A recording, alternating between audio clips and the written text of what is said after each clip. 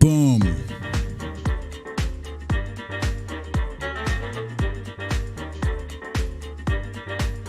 Hey!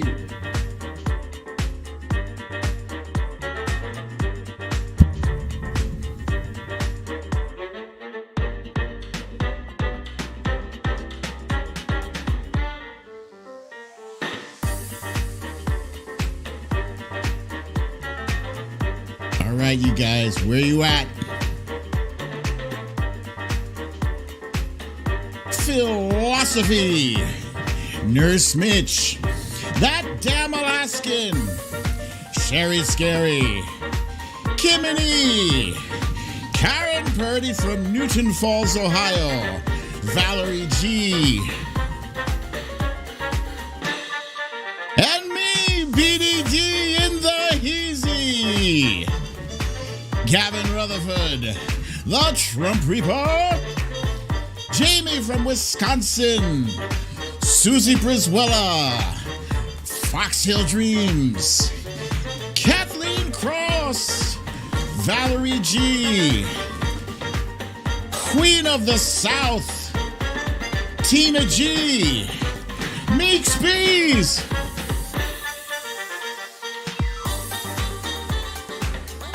Kathleen. Meredith Powell. Mia to you. Peter is a boss. Philosophy. M. Getz. Sheila Bird. Susie Brizuela. Samantha Hawkins. Stephanie L. Monique Lee. Lee Saunders. Wifey.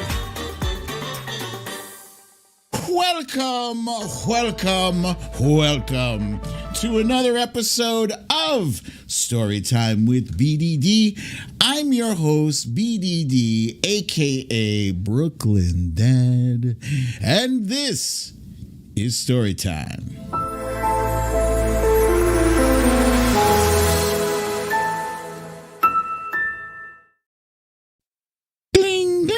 Happy Friday, everyone. Happy Friday. Happy to see you all. I'm sorry. I'm sure I missed a bunch of folks in the intro thing. I see Punxsutawney Mo. Wojo Mom is there. Stella Baxter. Jennifer Rayner. Michael Conley is chiming in from Germany. Hey, that's what's up. We got someone else from Europe that's lovely. Chrissy M is here. Wojo Mama, got you again. Cindy from Alaska. Eddie G is here. Jen Murphy. There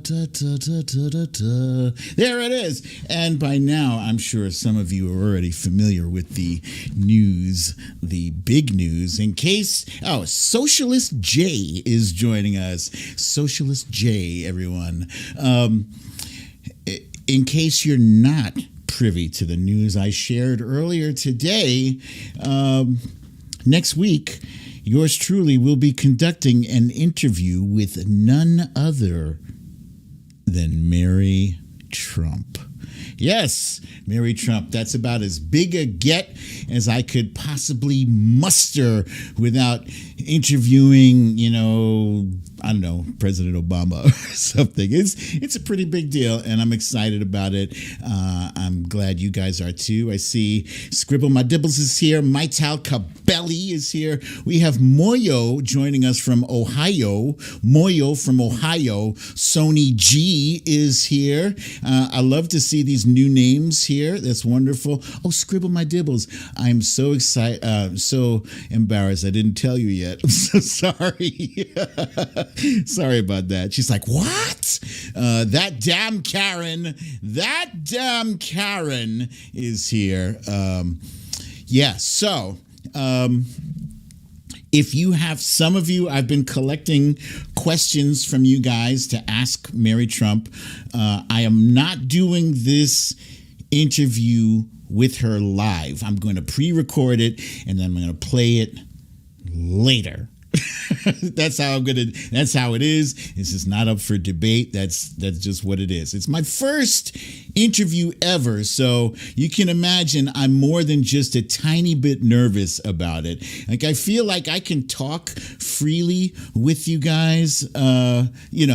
It's just us, right? I don't know, interviewing somebody else. Everybody else has been doing the interviews except me. So it's time, this Brooklyn dad finally grows up and becomes a man. All right, I've talked enough. Let's go ahead and jump into our stories of the day.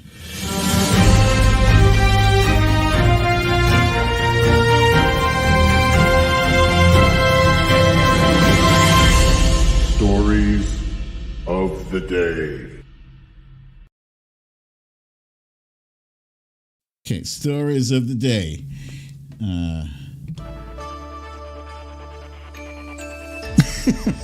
Okay, stories of the day.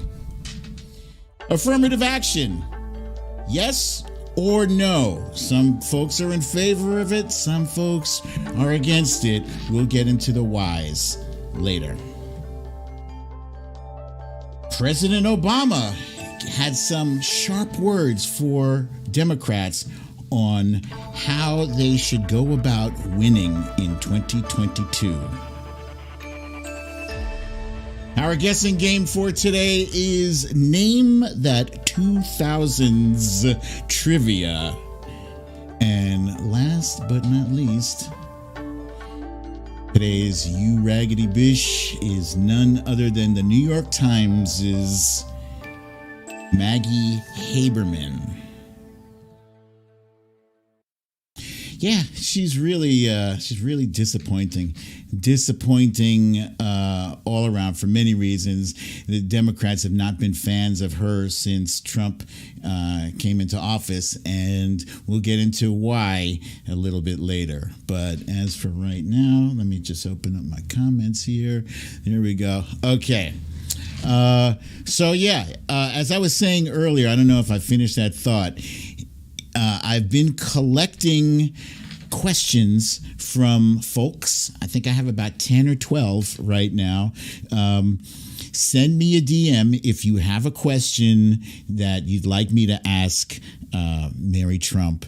And let's keep it respectful. Of course, she is well liked in our circles. So I've already got, a whole lot of overlapping questions. So if you ask a question that I've already gotten, then I'm probably not going to ask that question. But give them to me anyway. Give me what you got if you have a question. If not, that's cool too. But send it to my DM. I'll be looking for it after the show today. All right, let's get into our random stuff, huh? Let me find this music that you guys were liking. I don't remember what it was. How is this?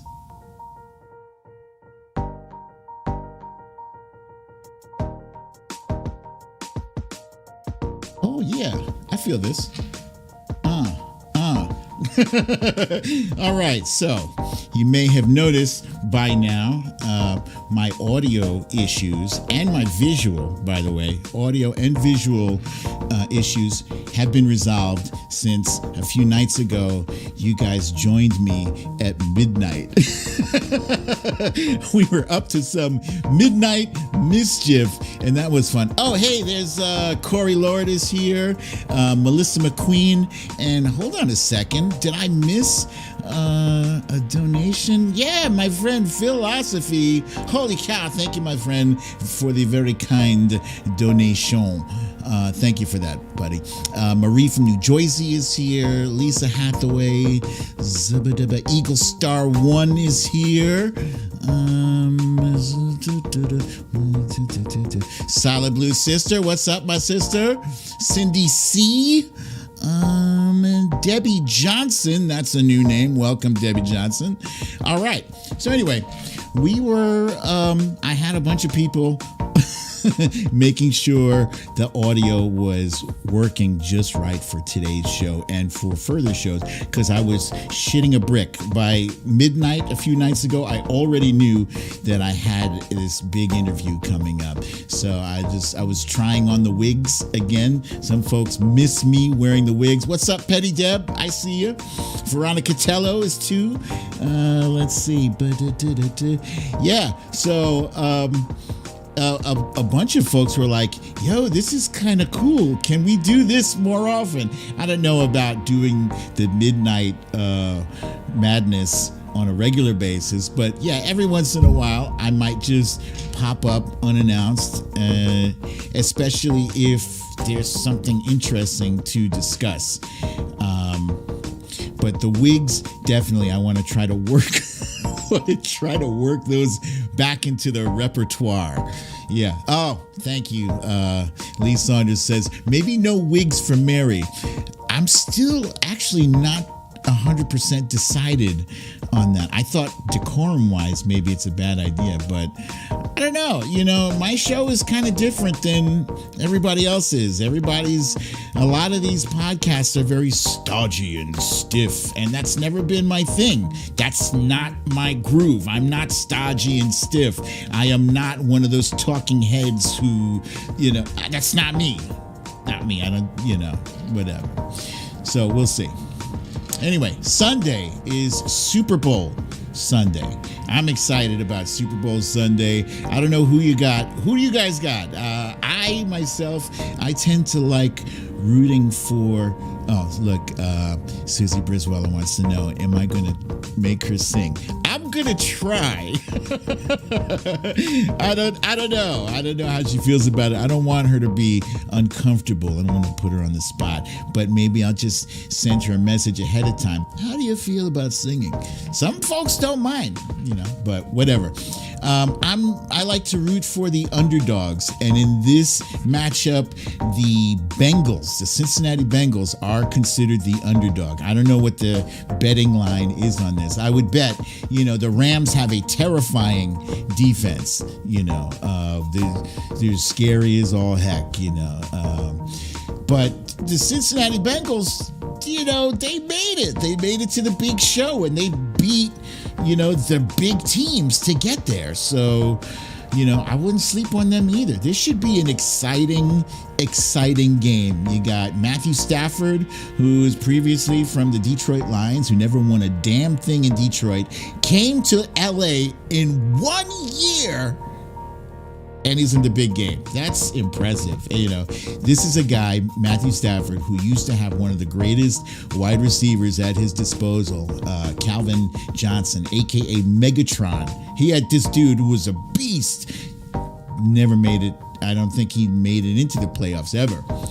And then this young kid, God damn, what is his last name? The quarterback from Joe Burrow. Excuse me.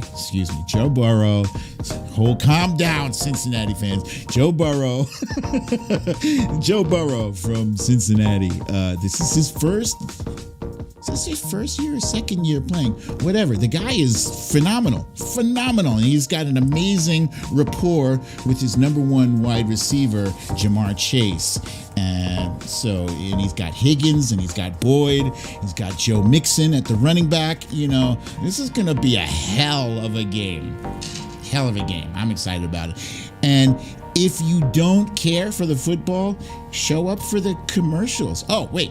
First of all, this halftime show is only going to have, Snoop Dogg, Mary J. Blige, Dr. Dre, Eminem, Kendrick.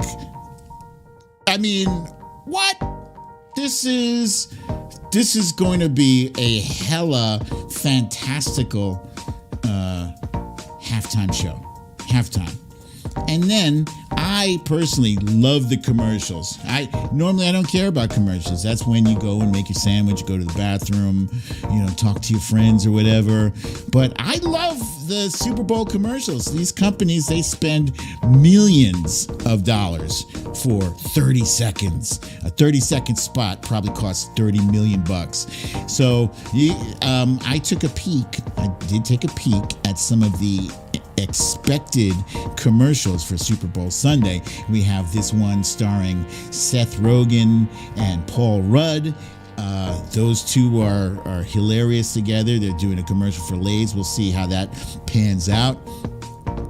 Oh shit, Eagle Star, thank you. Totally forgot about ODB. How can I forget about Odell Beckham, who went from the Giants to the Browns, and now he's found success with the Rams opposite Cooper Kupp. This is going to be a hell of a show. This one, Arnold Schwarzenegger doing a commercial for BMW. Get to the chopper. And then you got the Manning brothers, Peyton and Eli, with Jerome Bettis in another spot for, I don't know, it looks like it's Pepsi, but also maybe Lay's as well. It's probably going to be chock full of Super Bowl, of football celebrities. Before I go on to that, there is a commercial that I watched in its entirety today.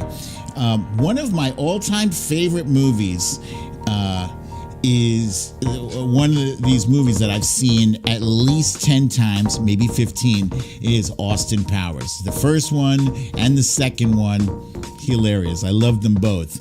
And they've made a new Austin Powers commercial for, I think it's for General Motors.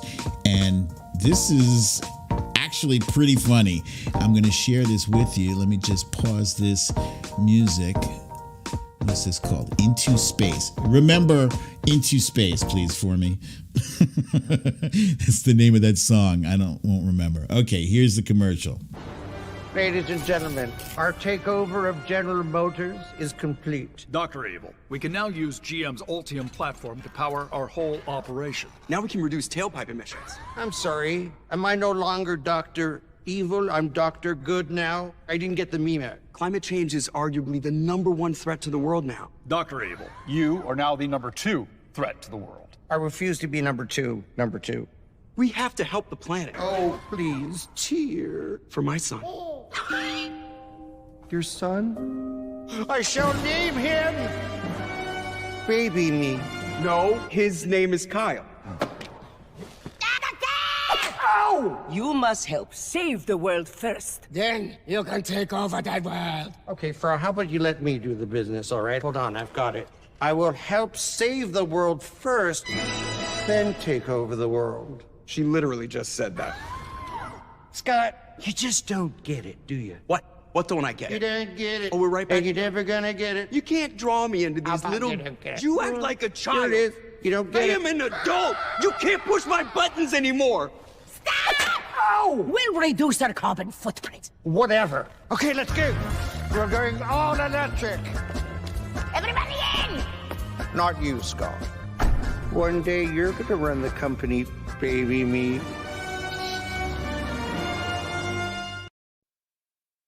That was hilarious. And I just saw a comment there. It's very helpful. Someone said the background music is competing with my voice. Let's see. Into Space. Let me turn this down a bit. Thank you for that. Thank you for that comment. I do pay attention to the things you guys say. So yeah, that commercial is hilarious. It has all the elements of, my favorite bits from Austin Powers. So I look forward to, good question here. Did Vern Troyer, that was Mini-Me, did Vern Troyer die? I think so. I remember seeing something like that. So Mia Mia 2 sounds like it was skipping. Yeah, for some reason, I tested that commercial before the show. I don't know why it was choppy, but whatever. So tonight is pizza and movie night. By the way, somebody, M. Getz just asked a question during that commercial. Ask, what is my Super Bowl munchie? What's my favorite Super Bowl munchie? Would anybody like to take a guess? What's my favorite munchie? Go ahead. It's not that hard. It's not a trick question. What's my favorite munchie? Go ahead. Put it up there. I do like this song.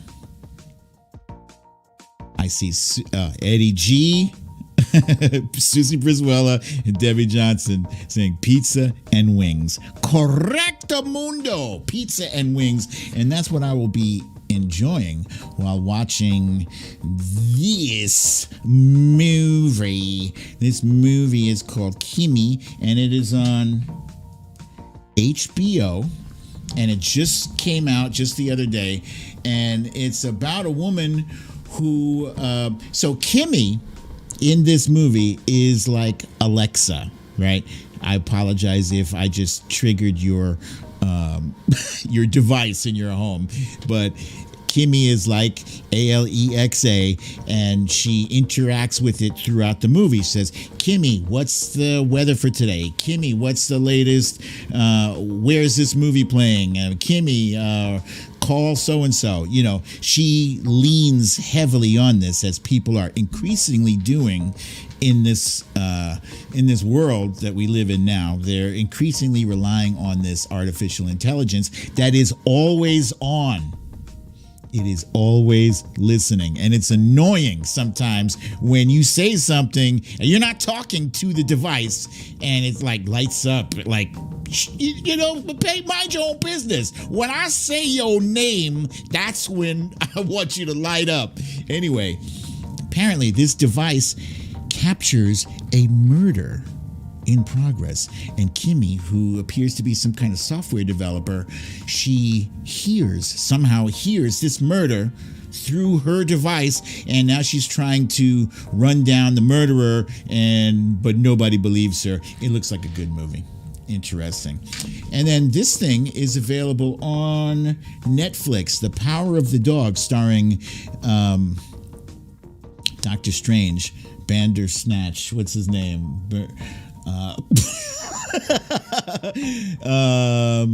God damn it. Benedict Cumberbatch.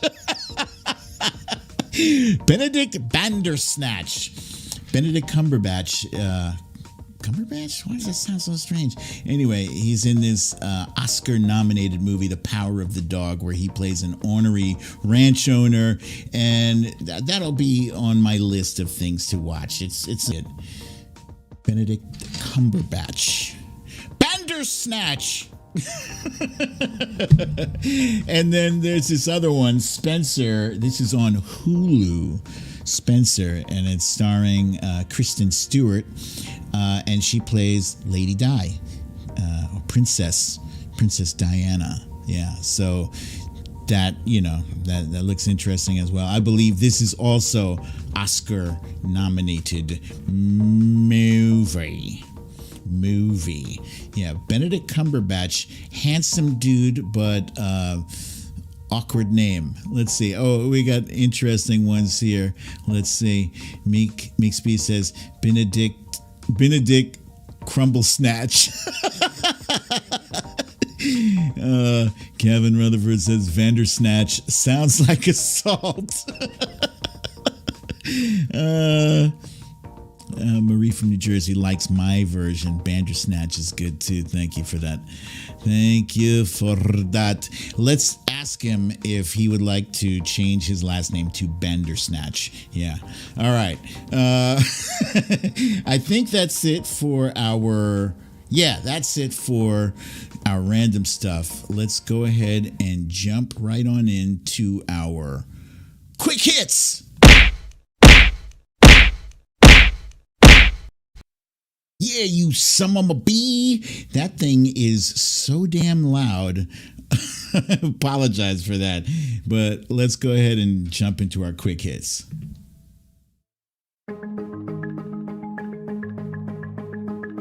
Wait, let me see if I turn this volume down a bit. There we go. Okay, President Obama met with House Democrats yesterday. And I don't know about you guys, but anytime Obama's in the news for anything, I'm like happy. President Obama visited a dermatologist for a severe case of dermatitis. I'm like, yeah, Obama! Dermatitis Obama! Yeah, no, but he had some crisp, harsh criticism, or maybe not criticism. Yeah, actually, it was kind of criticism. It's advice for Democrats as to what they need to do to win in 2022. And basically, he's saying you got to take the wins you can get, and that it doesn't help to whine about the stuff you can't change. And it says, Democrats have a tendency to complain about what we didn't get done rather than talking about what we did get done. Yes, we can. So yeah, let's hope Democrats take heed to his advice. Don't commiserate too much about the things that we didn't get, and let's start promoting all the good Democrats have done. Meanwhile, things are heating up in Ukraine. In fact, today the Pentagon announced that they believe it is likely, after weeks of hearing, will he invade, won't he invade? Now they're saying it looks likely that Russia will invade Ukraine. And President Biden has announced that not only should Americans leave Ukraine, but they should leave now. Like now, meaning within the next 24 to 48 hours. Now, you don't got to go home, but you can't stay there. It's dangerous, and he says it's not like we're dealing with a terrorist organization. We're dealing with one of the largest armies in the world. It's a very different situation, and things could go crazy quickly. And they asked President Biden what scenario would require U.S. troops. Oh, good one, Philosophy. Philosophy says, they need to leave.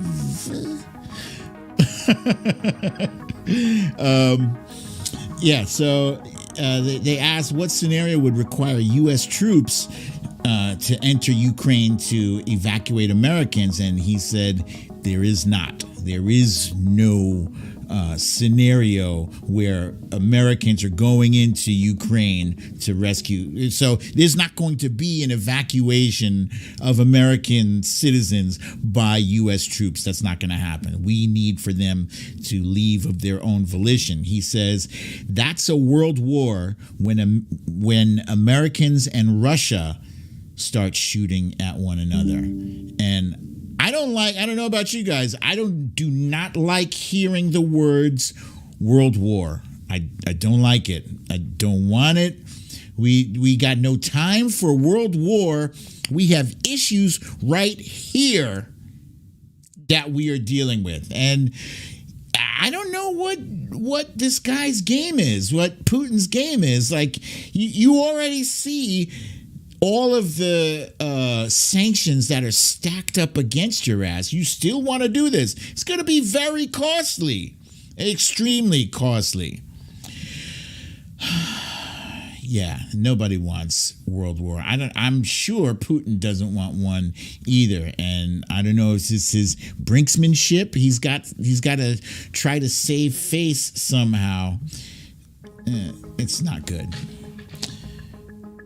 Inflation. Once again, the news stations are barking and crowing about inflation going up, and apparently it has gone up now 7.5% from a year ago, January 2021 to now. The cost of goods overall has gone up 7.5%, which is not insignificant. It is a big deal. And right now, the Fed can help alleviate that inflation by raising interest rates. They can start ticking that shit up, and that should cool down the economy that is overheating right now. That's why inflation's happening. But that's a process. That's going to take time. That's like months. So in the interim, people are saying, what's up with this inflation, and why is it President Biden's fault? It's not. But, the Republican Party wants you to think that President Biden had something to do with global inflation. So I'm here to remind you guys, because it pisses me off. Like, they want to blame President Biden for everything. They don't want to give him credit for anything good, but they want to blame him for everything that's bad. Well, I got news for you. Inflation is a global thing that was caused by the pandemic, right? But corporations, they're not suffering. The big corporations, they are making profits hand over fist or arm over leg. Starbucks released a statement this week that said they would be forced to increase the prices of their goods even more due to inflation and supply chain issues. At the same time, Starbucks' quarterly earnings were the highest they have ever been. The coffee house giant saw a 31% increase in their profits, and the CEO of the company's salary was increased by 39%. Yeah, Starbucks, they're not starving. The gas company Shell has also I never use Shell. Significantly increased the price of their consumer gasoline. The company has also seen record-breaking profits over the past year. Exxon will be using its unprecedented profits to increase its share prices by 6% and buying back $10 billion worth of its stock over the next 2 years. So yeah, if you are feeling sorry for these poor corporations that are stuck paying, no, don't be sorry for them. They're making profits. McDonald's now with higher prices, top $23 billion in revenue in 2021. UPS just posted record-breaking profits, and they plan to hike their prices even more in 2022. Come on with this bullshit. Yeah, you can put some of the blame on President Biden because, yeah, he's in the driver's seat. He's the president. He's responsible for stuff. But give these corporations their due, too. They have a vote, right? They're allowed to vote because of Citizens United. Blame their asses for some of these prices, too. Let's jump back to the Super Bowl for a minute because while many of us are looking forward to Sunday to enjoying a nice politics-free Sunday Super Bowl smash, politics is still apparently going to be affecting the Super Bowl. As remember those convoys I was talking about the other day up in Canada, or Canada as I sometimes like to say, in Canada, the Freedom Convoy? Well, coming to a Super Bowl near you, the convoy is expected to go to SoFi Stadium in Los Angeles and and wreak some havoc because of course they are. Even as vaccine mandates are being eliminated state by state by state. These vaccine mandates are going bye-bye, but they're still, they're going to toot their horns and cause traffic and cause delays in shipping and all that bullshit. And some rich Republicans are paying for this chaos because the chaos is good for their narrative. And some folks are even expecting that the convoy may make its way to Washington, D.C. to disrupt President Biden's State of the Union address on March 1st. There it is. All right, so let me see. Let me cut off this music. There we go. All right, that's it for our, what do we call this? The quick hits. And let's jump on into our timeline cleanse. Timeline cleanse.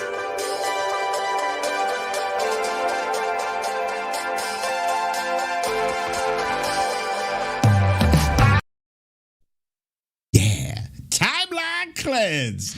All right, so today's timeline cleanse, we got some contributions from some of our friends in the room, in the audience here.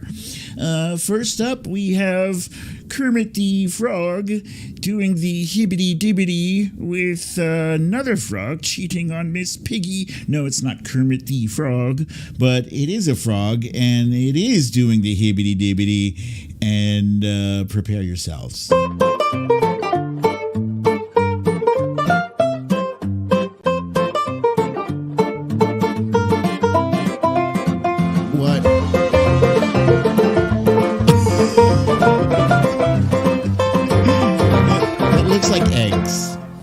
Yeah, that looks like eggs. My only question is, how do they taste on a cracker?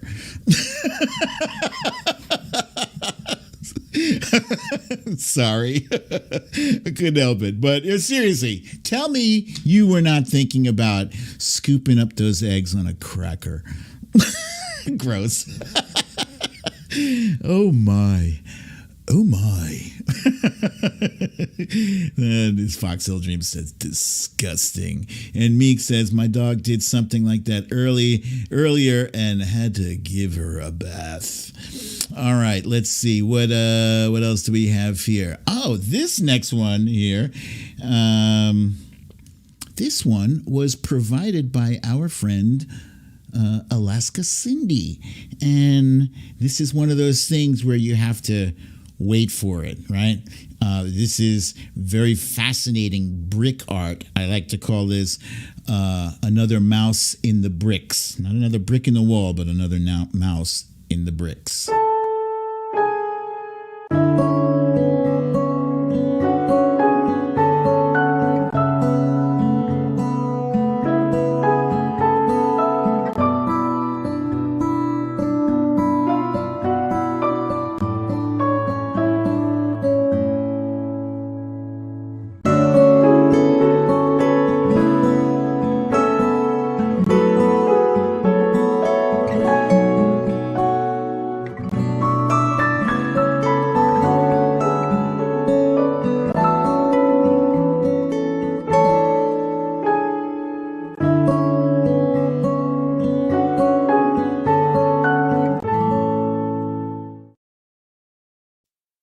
So beautiful. Yeah, that was I love that. You know, you didn't see it until the very, very end. Foxhill Dreams, thank you very much, my friend, for the kind donation. M Getz calls that Banksy-ish brick art. Meanwhile, Lisa Hathaway recognizes that as Stuart Little. It did look like Stuart Little. Yes, indeed. And Jennifer Rayner says, awesomeness. Now, this next and final timeline cleanse, wifey, fear not, I have just enough to cleanse the palate of the, the frog's eggs. This next one here is a cute young lad, this chap who's out doing a snowboarding thing in his Stuckosaurus costume. Let's go, Dad. Let's get up and go in that secret path. Oh, yeah, Shreddy Dad. Someone's in our secret path. This way. You'll slip. I won't fall. Maybe I will. That's okay, 'cause we all fall. Have fun, Dad. Let's go down this big old hill. Wee woo! Wee woo! Wee woo! Woo! Hey, what kind of dinosaur are you?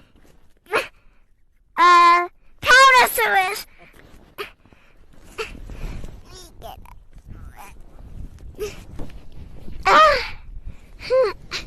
I'm a Stegosaurus. He's so cute. He's a Stegosaurus. Monique Lee, thank you, my friend, for the kind donation. Yes, this was adorableness overload. Yes, by the cute little boy with the cute little voice in the cute little costume. Yeah, the cuteness overload. Yes, I'm going to need to visit my dentist because that was sweet as hell. Melissa McQueen says that kid is good, makes it look easy. That's one of my regrets, actually. I wish that that I had learned at some point. I feel like I'm too old to do snowboarding right now. I mean, not that I'm fragile, right? But I got a bad back, and just one bad tumble, turned me into Ironsides. Meredith Powell, thank you, my friend. Thank you for the kind donation. Foxhill Dreams wants to know how old is he? I don't know. I'm guessing that kid is probably 7. He's no older than 8 years old. I don't think. Mrs. Mia to you says never too old to learn something new. I agree, but like the physical stuff, your body will let you know quickly. It will let you know. Okay, you guys, thank you so much for participating in my timeline cleanse. Please remember to smash that like button as we are about to enter the affirmative action zone. Get says, No, BDD, you're not too old. I'm 60. I'm getting on a snowboard. Oh, yeah. Interesting. Just let me know how that turns out. All right. So in affirmative action, first of all, let's start off. What is affirmative action? I'm going to go out on a limb and assume that 99% of this audience does know what affirmative action is. I don't ever like to assume that my audience knows everything. I also don't want to assume that you know nothing. I'm assuming that you guys are somewhere in the happy middle like I am, right? So what is affirmative action? It is a set of procedures designed to eliminate unlawful discrimination among applicants, remedy the results of such prior discrimination, and prevent such discrimination in the future, usually applying to people seeking admission to a college, a university, or professional employment. Yeah? That's basically affirmative action. Is meant to level the playing field for people of color and women. I learned earlier this week it also applies to women as well. Now, the reason I'm bringing this up is that we recently learned that the Supreme Court is going to hear a challenge to affirmative action at Harvard and UNC. And this is likely going to happen at the beginning of the next Supreme Court turn, which I believe is in the fall. Right? Gardner always says, no way to prevent discrimination. We have laws now nobody follows. Affirmative action has repeatedly been administered last rites during the last 5 decades, said Justin Driver, a law professor at Yale. But these 2 cases unmistakably pose the gravest threats yet to affirmative action's continued vitality. The case against Harvard accused it of discriminating against Asian American students by using a subjective standard to gauge traits like likability, courage, and kindness and by effectively creating a ceiling for them in admissions. So this is one of the criticisms against affirmative action, the way it affects people of Asian descent. And I'm sorry, Asians are considered minority. They're like the minority, right? And they're being penalized because as a group, statistically, they perform extremely well in, academically in exams. And so they're being penalized for being so smart and being so good at academics. And that is wrong. That's wrong. I understand that affirmative action, this was my idea. Wait, let me get through the next slide and I'll tell you. Oh, no. Okay. My idea of affirmative action was that you have an African-American student who is very talented, very intelligent, very smart, very deserving of a spot in an elite college. And because of financial barriers or because of socioeconomic barriers, they don't have the ability to get into a school like a Harvard or a Columbia or a Yale or Princeton or whatever. And so affirmative action steps in and makes that happen. I like to look at it like this, right? I picture two children, right? One child is well developed, is a good healthy size, is thick, solid, is intelligent because he's had the benefit of getting all the best education, is extremely healthy. He gets the proper amount of rest and diet and everything, right?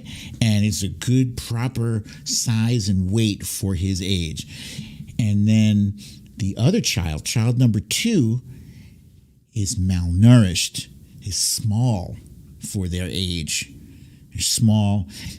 They're not as academically developed because really they have not had the advantage. Thank you, Bernadette, for the donation. Thank you for that.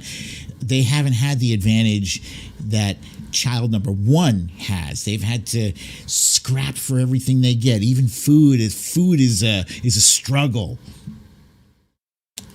So you have these two very different children, same age, and you have a parent that says, here is a cookie jar. There are delicious cookies in here. Feel free, help yourself. So child number 1, the big, healthy child, opens the jar, takes out a cookie, starts eating, and it's delicious. And child number 1 takes that jar and puts it on top of the refrigerator, out of the reach of child number 2. Child number 2 sees the cookie jar, tries to go out, get some cookies, and child number 1 slaps him down away from the cookie jar. Why? Because you're not going to deplete the supply of my cookies. Suddenly, those are my cookies. Those are not our cookies. Those are my cookies. You can't have any. So the parent who placed that cookie jar down, intending for both of them to have access to those cookies, steps in and says, hold on a second. Hold on. Here's a step ladder.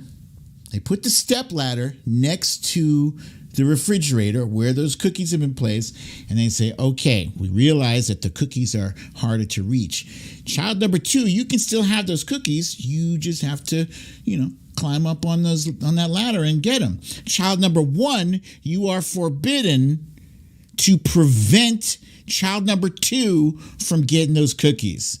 And to me, that's the essence of affirmative action. How it's supposed to work is you had somebody stepped in who had the power, who saw injustice happening and attempted to correct it.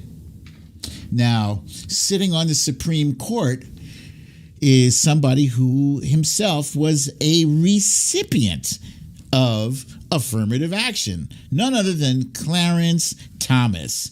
Clarence Thomas was a beneficiary of affirmative action and is now one of its fiercest detractors. Clarence Thomas does not like affirmative action. In fact, he used that ladder, right? And climbed up on top of the fridge and pulled the ladder up with him so that no other kid behind him could use that ladder. That piece of shit. So overall, there are solid benefits to affirmative action. It gives kids who previously did not have access to a solid education, it gives them access to that where previously they wouldn't have it. And the disadvantage, of course, is that sometimes it ends up putting kids in a situation where they are not equipped. They are, they would like to believe that they're equipped and they're deserving of going to that fantastic school, but because they don't have the background, they can get into the school, but they can't perform. They quickly fall behind. And I like to apply that to myself. But wait a minute. Hang on a second. Yeah. I will apply it to myself. But first, let me cover when affirmative action became a thing. It was President Lyndon B. Johnson signed an executive order that said that it required all government contractors and subcontractors to take affirmative action to expand job opportunities for minorities. And prior to that, President JFK, John F. Kennedy, also had an executive order that kind of got superseded by Lyndon B. Johnson. His said, take affirmative action to ensure that applicants are employed and that employees are treated during employment without regard to their race, creed, color, or national origin. So these folks, back in a very tumultuous civil rights era, were focused on fixing that cookie jar situation, making it equal, giving people an equal opportunity for both employment as well as education. I focus on education because that is the crux of the argument against affirmative action in the Supreme Court case against Harvard and UNC. So on the screen here, I have an ad for something called Prep for Prep. I'm bringing this up because when I was in elementary school, I was in 5th grade. We were poor, me, Scribble My Dibbles, and my mom. We lived in a tiny little apartment in Washington Heights on the 5th floor. And, it was a shitty place. It was all my mom could afford, right? Pretty much everybody in my neighborhood was the same way. We went to a little public school and, I was in an advanced class, but still it was just public school. Prep for Prep was a program that came around to all of the public schools way back when I was in 5th grade. That might have been in 1979, I think, 78 or 79. And they tested all of the applicants in all of the public schools. And I made it. In fact, I was the only student in my school that got accepted to Prep for Prep. So what Prep for Prep was, it's a program that you go on Wednesday after school on Wednesday, and on Saturday, all day Saturday, and you do more homework. You do extra homework. Woohoo! What 5th grader doesn't love that? Extra homework. And then in the summer, in the summer, you got to spend the whole entire summer in class. Summer school. But the pot of gold at the end of that rainbow was that Prep for Prep would set up interviews for you at the elite private schools in New York. And if you were lucky, if you were fortunate, then you got to go to one of those private schools. And I was fortunate. I got to go to one. It's called Dalton, the Dalton School. But problem with me was it was a solid socioeconomic blast to my psyche when I got there. When I tell you, we were poor. As poor as we were, that's how rich those students were. And it blew my mind. They all lived in buildings that had doorman buildings. My best friend lived in the Odd Couple building, 1049 Park Avenue, and their wealth was filthy. It was filthy wealth. And I end up spending more time focused on this. How do I fit in socially here than the whole academic thing? Now there were kids that went to school with me. I would say in that whole school, there was probably 10 black students like myself. It was me, this guy in my grade, Gordon Anderson. Gordon Anderson was a no-nonsense student who today he is a brain surgeon. He's a brain surgeon. That kid was the ideal student for affirmative action, because this kid was amazing. He was known. He came to school. He didn't care if you were his friend or not. He just did his work. He would drop an occasional joke, but that was it. He was about business, taking care of business. And now he's a success, and he's helping improve people's lives. And that's what affirmative action should strive to do. Yeah. Me, on the other hand, I had my own path to take, and it took me down some dark roads, but I'm okay.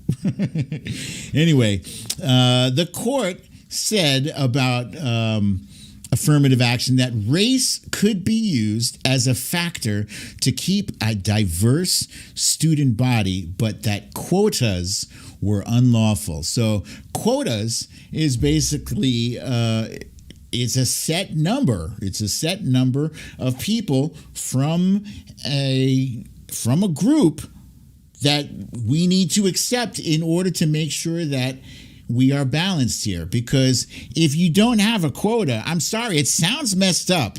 It sounds messed up. Like when I think about a quota and cops giving me a ticket for something because they need a quota, they have a quota of tickets that they have to fill out. I don't like that. But quotas for a certain number of black students or Latino students, whatever, to get into a school. If you don't have that in place, then the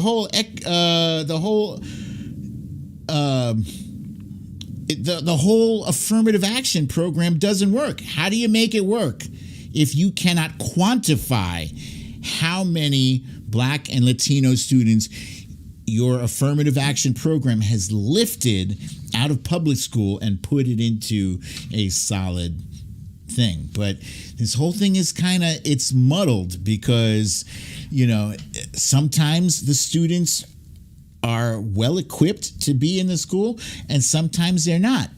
And since 1978, there have been several landmark affirmative action cases, some in favor of affirmative action and some against affirmative action. In fact, there are already like 8 or 9 states that have outlawed affirmative action altogether. The states, they've just outlawed it. And that includes California. California is the most liberal state in America. You can debate that if you want, but it's liberal as hell, and they've outlawed it. So this upcoming case, Supreme Court case against affirmative action, is pretty serious, because this is something that's been in place for decades that has, whether you agree with it or not, has overall served a solidly good purpose, and some of the problems are, you have kids, not only white students, but black students as well, whose money, if you buy, let me see if I can show you this here. This animation, it says, thank you for your parents' contribution, sometimes parents can buy their way into a favorable situation for their students. And that's something that supersedes the affirmative action thing. So that ultimately leaves a limited number of seats for the rest of the students. Other times, here's where affirmative action, I believe, is bad. Affirmative action is bad when you take a black student who's clearly not up to par, based on their test scores, based on their SAT scores.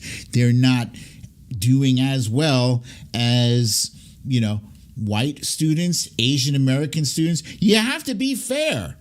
So it is a flawed program that has some good things and has some bad things. And I think rather than eliminate it, you gotta maybe rework it.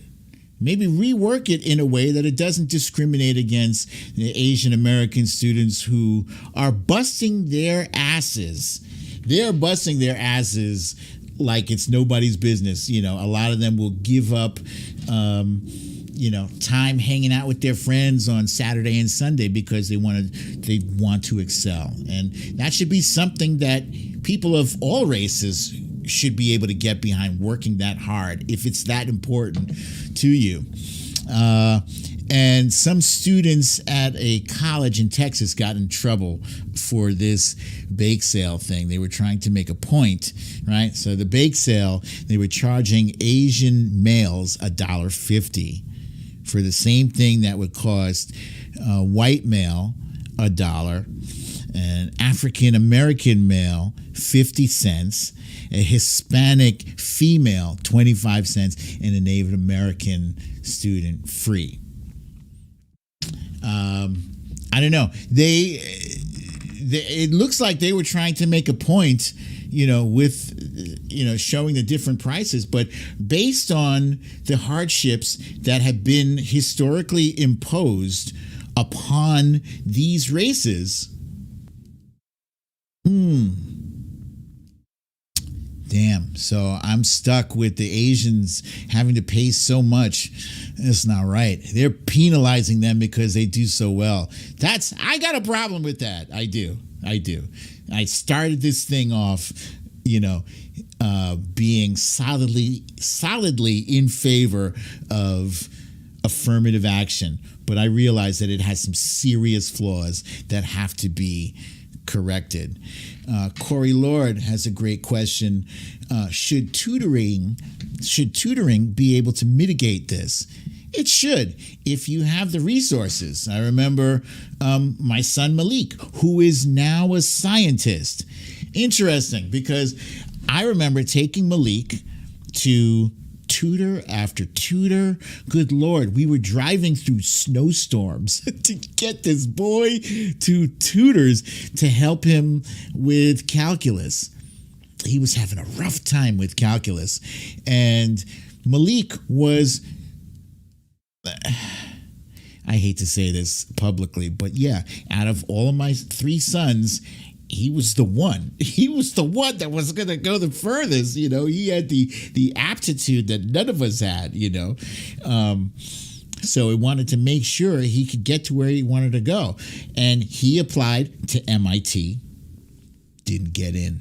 Devastated that he couldn't get into MIT. But you got to accept, where your brain fits in with all these other really smart kids who work hard. He ended up going to Stony Brook. Very good school. It's not MIT, but had he gone to MIT, he might have struggled horribly. his self-esteem would have taken a major hit, and who knows if he'd even be a scientist right now, So the tutoring helped, but ultimately you have to place people where they belong, where it's going to do them the most good. Don't put them in a situation that's too difficult for them to keep up. Kimberly Moss, great comment. Black kids work hard as well. Excellent point. And I always, when you say that, I think about my friend Gordon Anderson, who put all of us to shame. This man, whew, he is my everyday example of that kid. I wish I was like Gordon Anderson. So where do we go from here? Do we save? Is affirmative action worth saving? I say yes, it is. But you have to fix the glaring flaws with this. I think overall that's how we should go forward with everything. With the Constitution, for instance, there's some things in the Constitution that work very well. There's some things that don't work well. That whole Second Amendment thing, I get it. You need your guns and you don't take my gun away from me. Yeah, okay, fine. You want to hunt or whatever.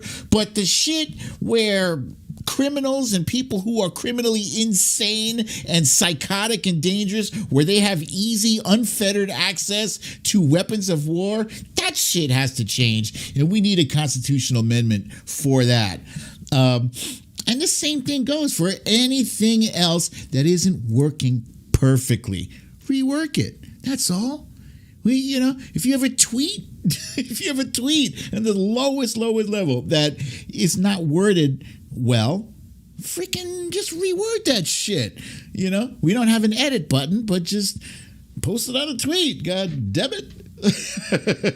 All right. And that is it for my affirmative action piece. Like I said, I don't have the answers. I don't have any answers, frankly, for affirmative action. My answer is, if it's broken, fix it. If it ain't broke, don't fix it. But affirmative action is broken, and it's going to take, smarter minds than mine to fix that situation. So now, thank you for listening to my ramblings about affirmative action. If you've just joined us, or if you have not yet smashed that like button, please do so, as we are about to enter 2000s trivia. So, how this works, most of you are already familiar with this, but for the uninitiated, here's how it goes. I will ask a question. You will see it on the screen if you are watching on your phone or your laptop. But if you're just listening, listen to the question, and I will read it, and it's up to you to guess the correct answer. These are going to be multiple choice. So if you are watching, just watch and see what is the correct letter to the answer. So you don't have to type a whole shitload of stuff. Just type in the correct letter, and I'll read the names out as much as I can. Here we go. Are you ready? Okay, here we go. Oh, here we go. What sensational game app came out in 2009? Is it A, Flappy Bird, B, Angry Birds, C, Green Pigs, or D, Happy Birds? Let's go. Let's go. Let's see what kind of answers you guys got for this. Oh, damn. It's an explosion. I clearly have seen enough. You've already got it.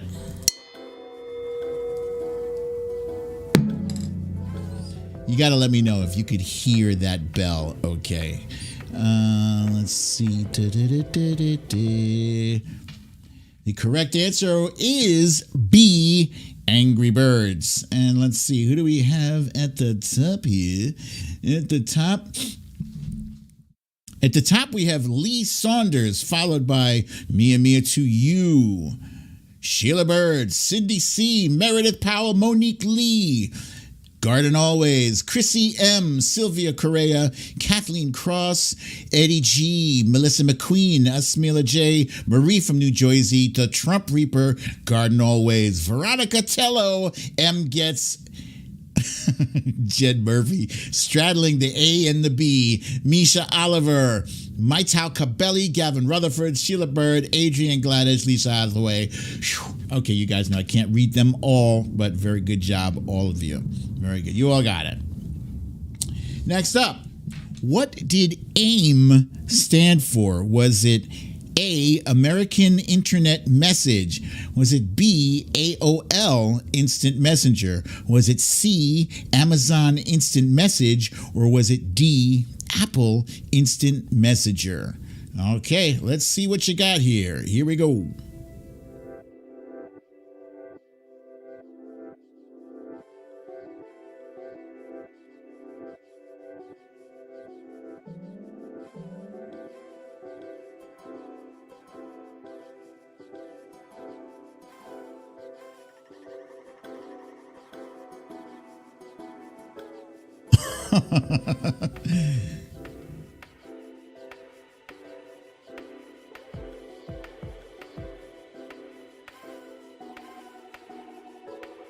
Okay, I have seen enough.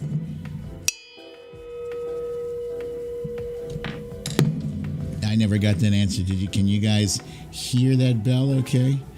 All right. The correct answer is B. B. AOL Instant Messenger. And let's see, who do we have at the top here?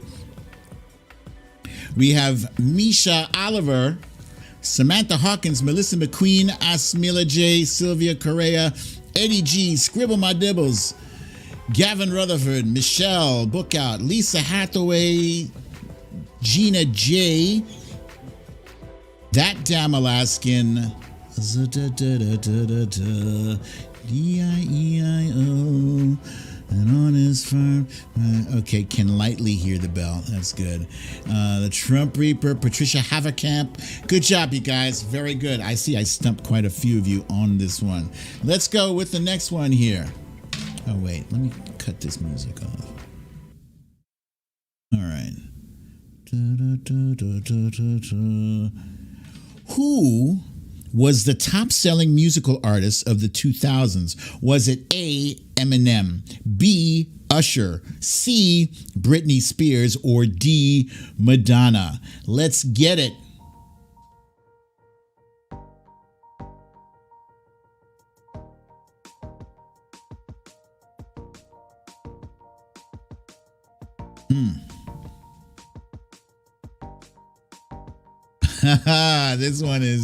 This one is a challenging one. Is a very challenge.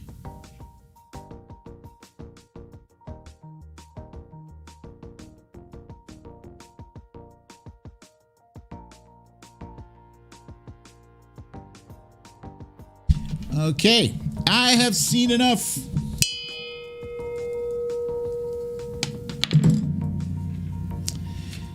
We were looking for...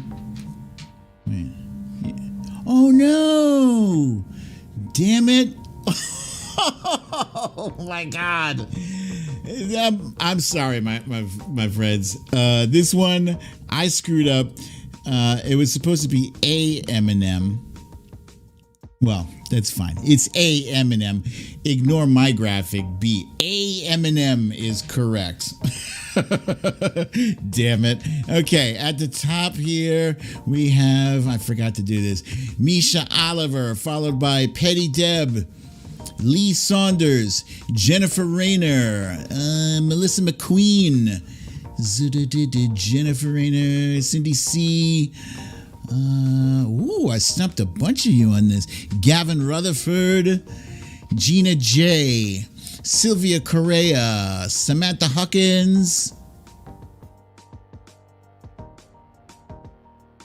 Smila J says, this one is difficult. Most were quite popular and active at that time. Yes. Jennifer Rayner, got you there. Lee Saunders, yes. Mia Mia to you. No, it wasn't Jethro Tull. Okay, here we go. Here's the next one.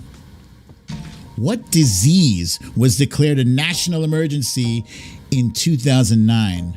Was it A, Ebola, B, swine flu, C, measles, or D, bird flu? Let's see your guesses.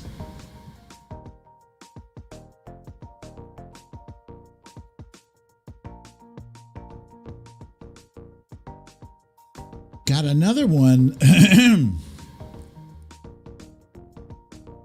This one is a tricky one too.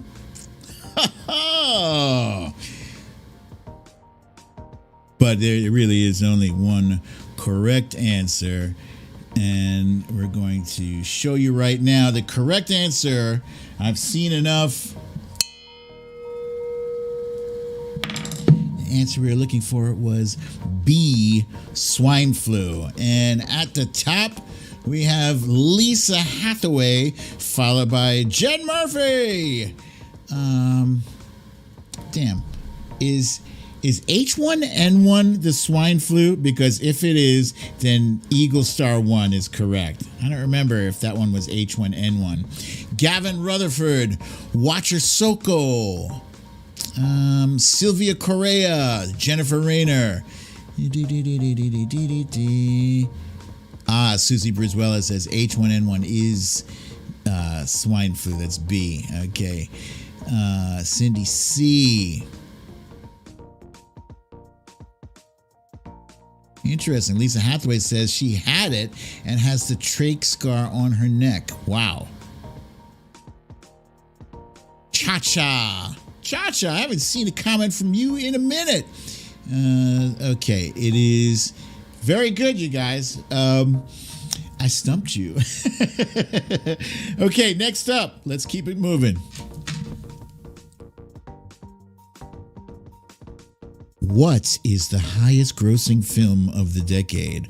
Was it A, The Dark Knight, B, Mean Girls, C, Avatar, or D, Castaway? Let's go. You probably noticed I have left this music playing. I can't be bothered with shutting it off and shutting it on again. I do like this tune though. What is the name of this tune? Let's see. This one is called Into Space. I like this. Yeah, I like it very much. Oh, you guys seem like you're all in sync on this one here. I've seen enough.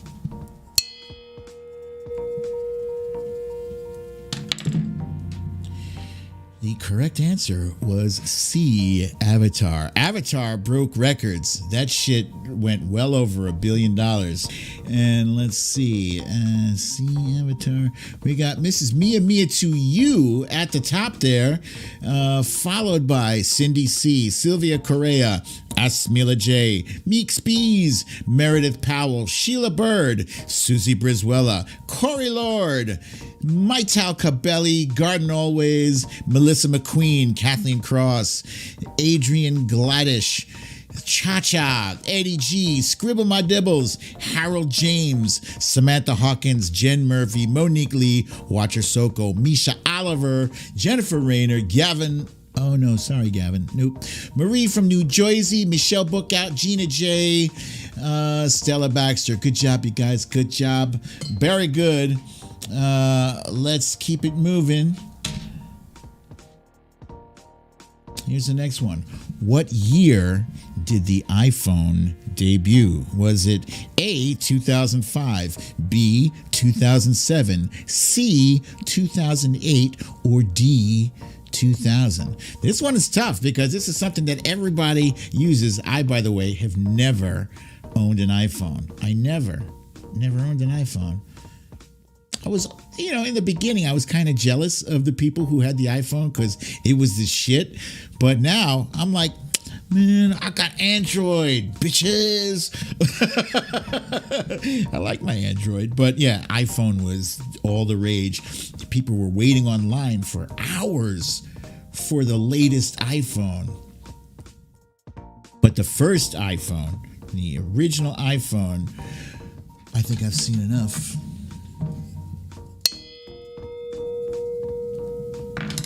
The correct answer was B, 2007.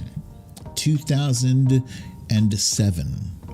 And let's see, who do we got here? This is a difficult one for you guys. We got at the top, we got the Trump Reaper with 2007, followed by Catlini, Astyonics, Samantha Hawkins, Deb B, Misha Oliver, Lisa Hathaway, Scribble My Dibbles, Cindy C, Corey Lord, Maital Cabelli, Monique Lee. Meek Speed says E, 1776. Eagle Star 1. Marie from New Jersey. Somebody is asking if why was Gavin timed out? Uh-oh. Please untime out Gavin Rutherford. Please. Okay, that was an accident. Good job, you guys. Good job. Okay, next up, let's keep it going. Which singer sang It's Getting Hot in Here in this 2002 hit? Was it A, Eminem? Was it B, Busta Rhymes? Was it C, 50 Cent? Or was it D, Nelly?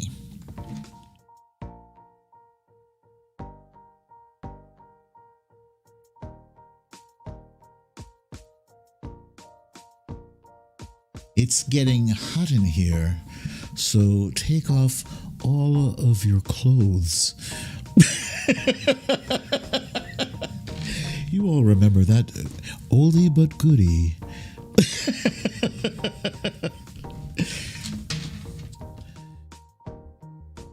No, it was not Mozart. Trump Reaper is asking, how does she get Gavin Rutherford back? How? Meanwhile, while you're working that out, I've seen enough. The correct answer was D, Nelly. Nelly. And let's see. It seems like Nelly was a popular one there. That song was popular. Had everyone taking off all their clothes because it was so hot in here. At the top we have Mrs. Mia Mia to You, followed by Maital Cabelli, Chrissy C, The Trump Reaper, Meredith Powell, Misha Oliver, Veronica Tello, Petty Deb, Ness from Connecticut, Melissa McQueen. You got the right name but the wrong letter. That's fine, you got it. Sheila Bird, Catlini, Harold James, Asmila J, Scribble My Dibbles, Cha Cha, Michelle Bookout, Sheila Bird, and Susie Brizuela, Marie from New Jersey, Melissa McQueen, Jen Murphy, Samantha Hawkins, Watcher Soko, Sylvia Correa, Monique Lee, Adrian Gladish. Good job, you guys. Very good. Let's keep it going. Is Gavin Rutherford back? I believe he is. Somebody said, oh yeah, Jennifer Rayner says, welcome back. Okay, good. Philosophy said, I believed in you, Gavin. Here's the next one. Who said, let's play a game in this 2000s horror thriller? Was it A, Saruman? Was it B, Jigsaw? Was it C, Anakin Skywalker? Or was it D, Shrek?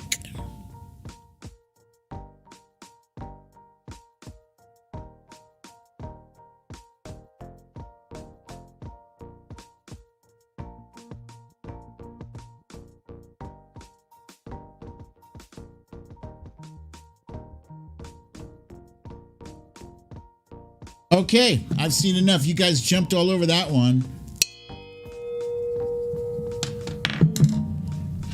The correct answer was B, Jigsaw. That whole, I only saw the first one. No, sorry. I did see the second one as well. I saw the first two. And after that, I was like, come on, you guys are having too many of these. But there is one that came out recently with Chris Rock and Samuel Jackson that I haven't seen yet that I do want to see. And let's see. Look at Mrs. Mia to you on a mini roll here.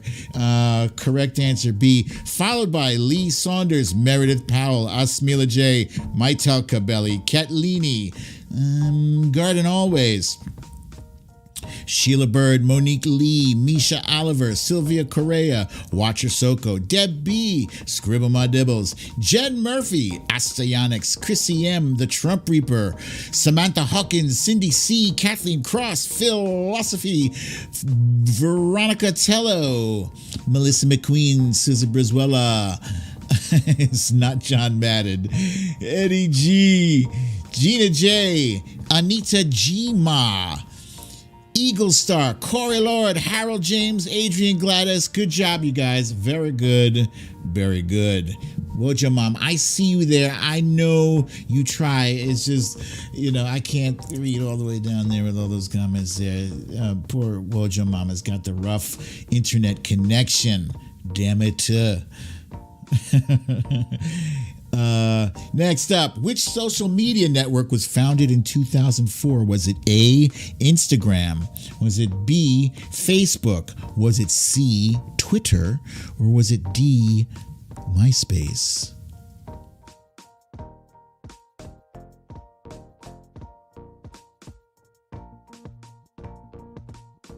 Interesting question.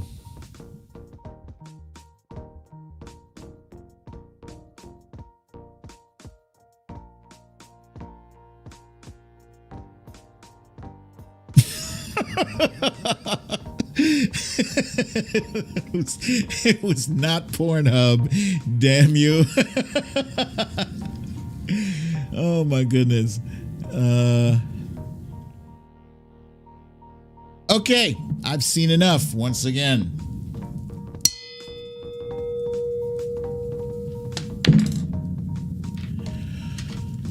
Oh my goodness, Gavin Rutherford's mom is with us, you guys. Gavin Rutherford's mom, Rory.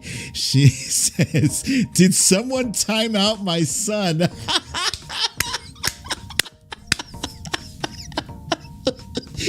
it.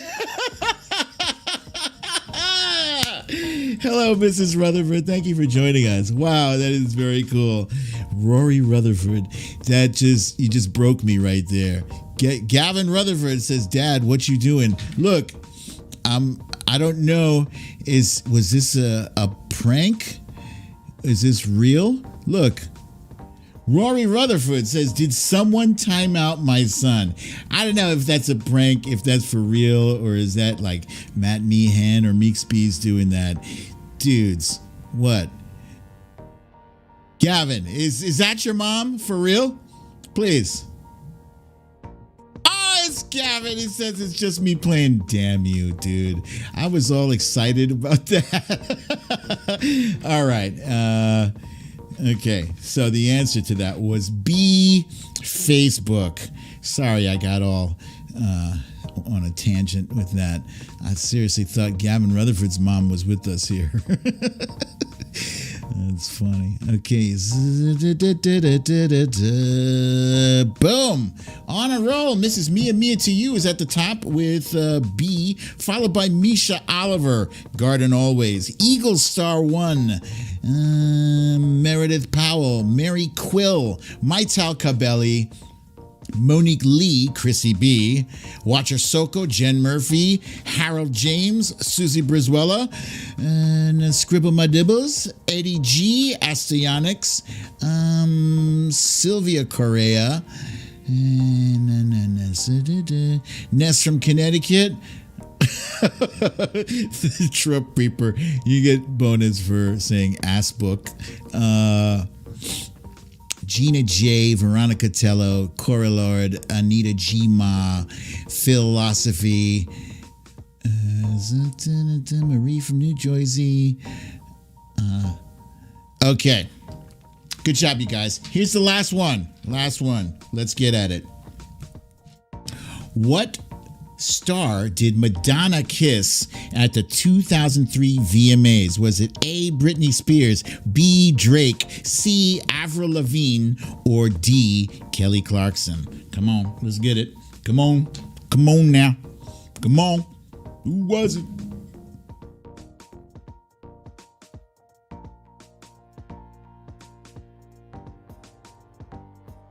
Who was the recipient of Madonna's tongue?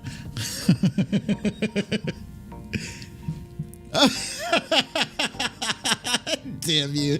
Look, it's Spot Rutherford. It's Gavin's dog, Ruff Ruff. Leave my dad alone. Gavin, you funny dude. Spot Rutherford. All right. I have seen enough.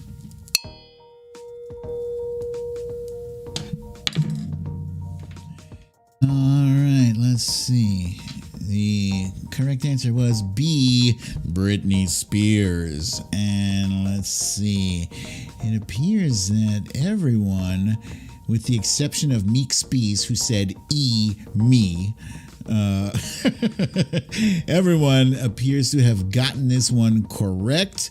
Let's see who was the first one, though. Who's at the top here? I don't know how you did it, Mrs. Mia to you, but yes, once again, at the top. Oh, wait, no. Wait, did I do this wrong? It's A. B, Britney Spears. What is wrong with me? It is A, not B, for the record, you guys. It's A. Followed by Sylvia. I must have been really tired when I was doing these graphics, apparently.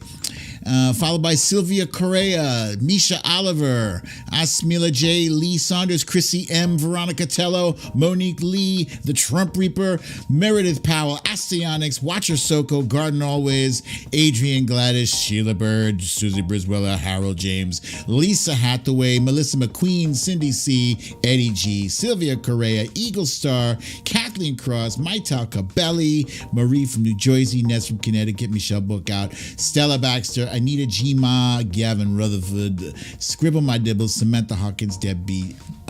Everybody is correct. Correctamundo. Good job, you guys. Very good. And that is that for the guessing game today, you guys. Thank you so kindly. And now it is time for our final feature.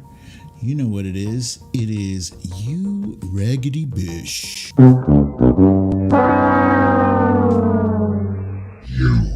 Raggedy Bish. And today's You Raggedy Bish is Maggie Haberman. So, why does she get this spot, this access journalist? Well, let's discuss what access journalism is first. Access journalism refers to journalism which prioritizes access. Excuse me. Veronica Tello, thank you, my friend, for that kind donation. Access journalism refers to journalism which prioritizes access. It means media time with important, rich, famous, powerful, or otherwise influential people in politics, culture, sports, and other areas over journalistic objectivity and or integrity.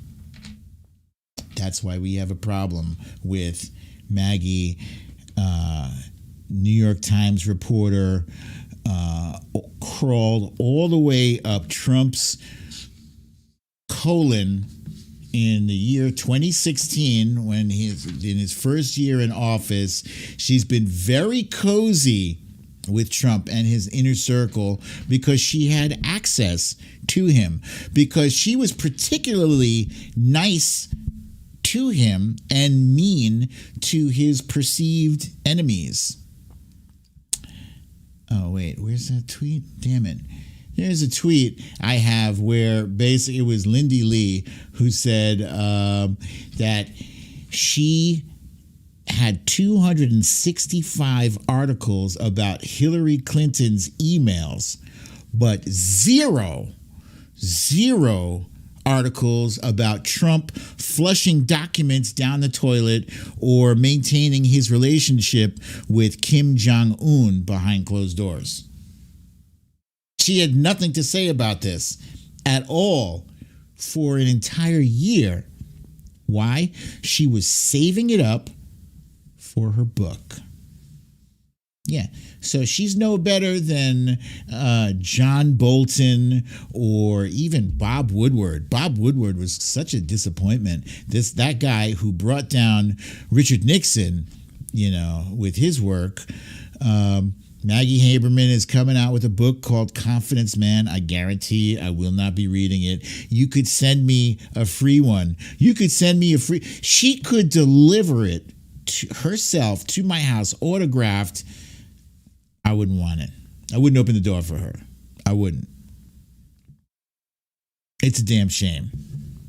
She spent all that time and energy focused on a big nothing burger that was the Hillary's emails debacle.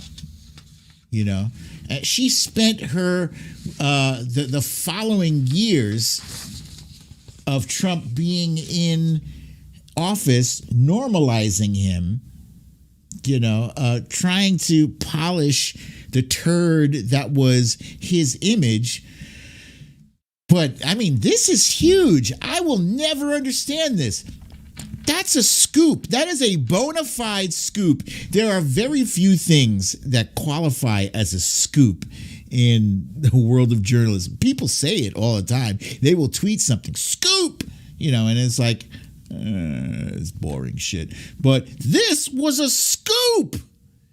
That could have been, freaking Pulitzer. What, did he force her to sign an NDA or something? I don't get it. Thank you, Trump Reaper. Let's call that what it is. Unethical journalism. Yeah, that's what it is. Stella Baxter says this will bite her in the butt big time. I don't know about that. She is going to cash in, supposedly, although I don't know who her audience is outside the media. I'm going to wait for the folks in the media to review this book, and I will get the benefit of all the juiciest bits without having to turn a single page, without having to pay her a penny. So she sold out her journalistic ethics for a subpar payday. Maital Cabelli says she should be investigated. I agree. Why? Well, at the very least, I don't know, maybe she should be fired from the Times? Or do they have it do they have some kind of understanding? I'll never understand why the New York Times let her sully their image, because ultimately the New York Times publishes her work. And it doesn't seem like that was any kind of balanced approach to journalism at all. Yeah, so she is today's You Raggedy Bitch. And that's that. That's all I have to say about that. So guys, once again, thank you very much for joining me for today's episode of Storytime with BDD. I'm your host, Percy Rutherford. Who is Percy now? Rutherford. Damn it. Oh, Stella Baxter says NYT is getting desperate, sad to say. Yes. So yeah, aka BDD, aka BrooklynDad. I hear that echoing in my head. If you have not yet gotten your shot, or have not yet gotten your shot, please make sure you do so. Wear your mask. Wear your mask. Keep your social distance 6 feet or better. And have a lovely, relaxing evening and weekend. The Trump Reaper would like me to please explain that she has never deliberately kicked a regular off this chat, and I will wholeheartedly back her on that. The Trump Reaper is one of our loyal and hardworking moderators. Mistakes happen. Sometimes the mistakes happen. I don't know what causes it, but we'll work it out. We'll work it out. We are one. We are a group. So yeah, next week is a big deal. As I said, I won't be broadcasting that interview live, but I'm going to record it, and then Wednesday I will be sharing it with you all. And fingers crossed, I'm spending this whole weekend working out my questions and working out the format for the show. I think you guys will enjoy it. Been thinking about it for a few days now. We shall see. Okay, so I will see you guys Monday, same time, same place. I love you all. Peace. Wait a minute. I need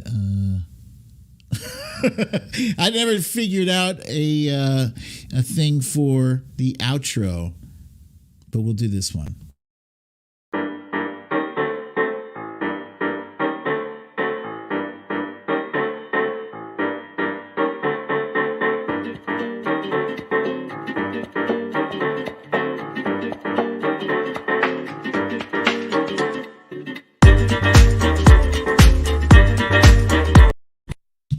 We're not going to do that one. I don't know. It's choppy for some reason. Let's try this one here that says starting. It's clearly not starting, but whatever.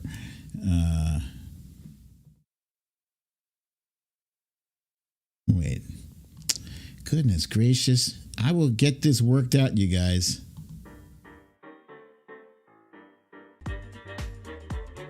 Wait, there we go.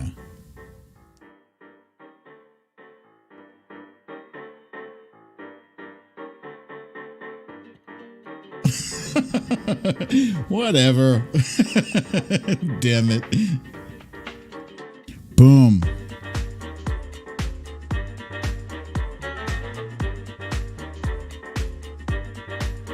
Hey!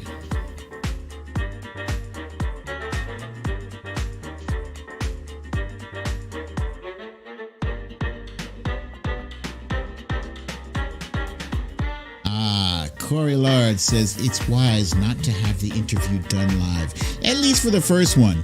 For the first one, that's how I'm rocking. We'll see how it goes. If I do well, then we'll see about the following ones being live. I do ultimately want to do these live. And here's Rory. Here's Gavin Rutherford's mom saying goodnight from her and Percy. Hey!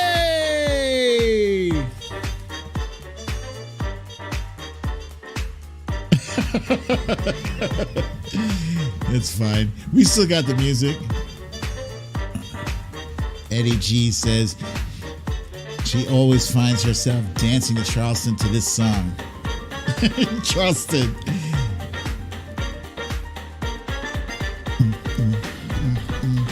Yeah, Maital Cabelli says, enjoy your pizza. Yes, I shall. I do want to add, I love it when you guys post these, like, the musical notes there and the drum. I do see that shit when you post, like, Adrian Gladys did this thing here. Cindy C has all the cool emojis. I love that you guys have fun with this. Philosophy says, you guys rock. Go Bengals!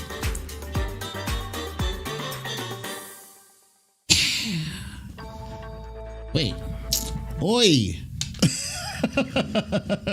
I'm going to work that out too. You guys, thank you for being so tremendously supportive. I love you all, but you know, it's that time. You need to leave.